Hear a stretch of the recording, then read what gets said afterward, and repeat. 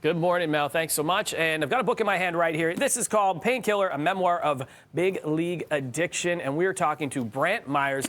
It's one thing to struggle with addiction, but it's another thing to play with it as well. And Brantt Myhres did throughout his NHL career. And this book takes a hard look at his hockey career, his paychecks worth millions, and how it all vanished because of his desire for drugs and alcohol. And Brantt, you're being honest about this. And I know you're being honest this morning. And with this book, when you have a whole section called Whiskey, Blow, Repeat. Good morning, Brantt. How are you? Good morning, Devo. How you doing this morning? I'm great, man. Thank you for joining us. Thank you for being open about this and everything. Man, there is so much to get into here, and I want to get into as much as we can.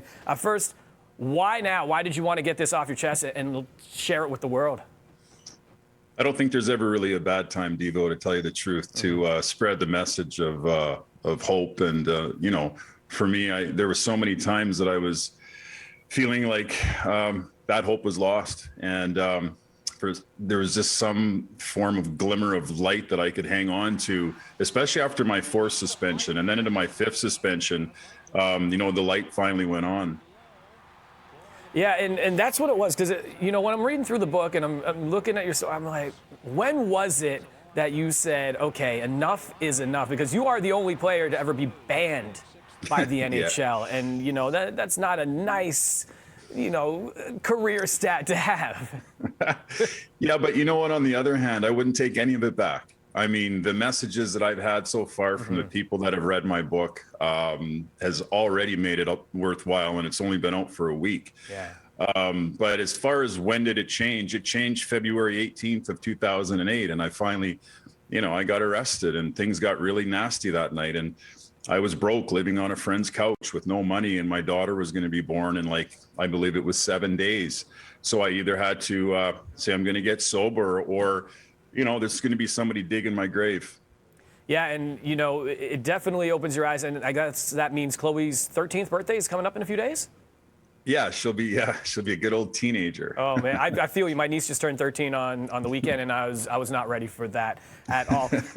You talk about your relationships throughout. The strongest relationships you had with players and coaches, who were those with?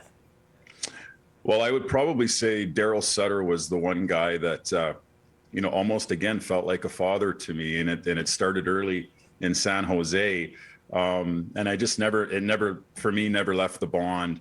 As far as players go, I mean, there was Paul Coffey in Philly that tried to help. There was Owen Nolan and Dave Lowry. I mean, there was a lot of guys that tried to help throughout my career.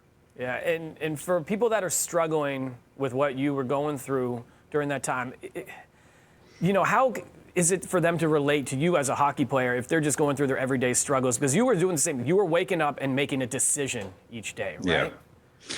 Yeah, but I also think, too, as I mentioned, that stresses are stresses, and it doesn't really matter what line of work you do, whether you're a teacher or you drive truck or you're an athlete. I mean, we all have pressures in society, and especially with the last calendar year with COVID and how things have really ramped up in the, with the addiction percentages are through the roof right now. So it's important that we open up, we get honest, and we have some outlets that we can, people that we can talk to. What would you, speaking out to others and things like that, but other steps that you would encourage others that are in this situation to do? Well, if you're a family member or you're a best friend or a colleague, please never give up on somebody. If the NHL and Dan Cronin and those guys gave up on me after the fourth rehab, again, we probably wouldn't be having this conversation. So just hang in there no matter how difficult and frustrated you might get. You never know when the light's going to turn on. There's a moment where in the book you talk about, being able to wake up the next day and that was a success. Were there many nights where you're just like, I don't know how I got back home safely and how I'm doing this the next day and going out on the ice and performing? That was tough because I was usually doing my last, line of cocaine at around 8 in the morning and then trying to go to practice and skate. So most of the times I'd get out for a minute or two and then say I had a bad back and then I'd get off the ice. But the trainers could smell me and they knew what was going on. So again, the doctors told me something. They said, we don't have to catch you, Brantt. You're going to end up catching yourself. And it was so true. That is Man, it is tough. I love that you're being honest about this. I love the painting behind you that talks about love as well as, and and that's what you're doing with this now. So 13 years. Do you have those urges still? And how do you fight them if you do? It's interesting because I never had one urge to do any drink any alcohol or do any drugs until I hit 10 years sober. Right. And I talk about it in the book at the end on what happened to me and where my head went after a decade of not drinking or taking a drug. And it just went to show me again that I'm not stronger than this thing. It's not a willpower thing. I have to do stuff daily in my sobriety to keep it. Brantt, the honesty in this and the help that it's going to give for many people is amazing, man. We do appreciate your time and you writing this book and sharing your stories with us in this. Everyone can check it out. It's called Painkiller, a memoir of big league addiction, available now. It's great to meet you and great to chat with you, dude. Thank you, Devo. You have a wonderful day. Thanks, Brantt. You too. And coming up, we're going to talk to Canadian basketball star Bridget Carleton, the Carleton Effect. Yeah, she's joining us next to talk about a new partnership with Sportsnet and Canada Basketball Staff. A lot of sports for you this morning and very cool initiatives. And this book by Brantt is so good and a great read for anybody that might be struggling a little bit.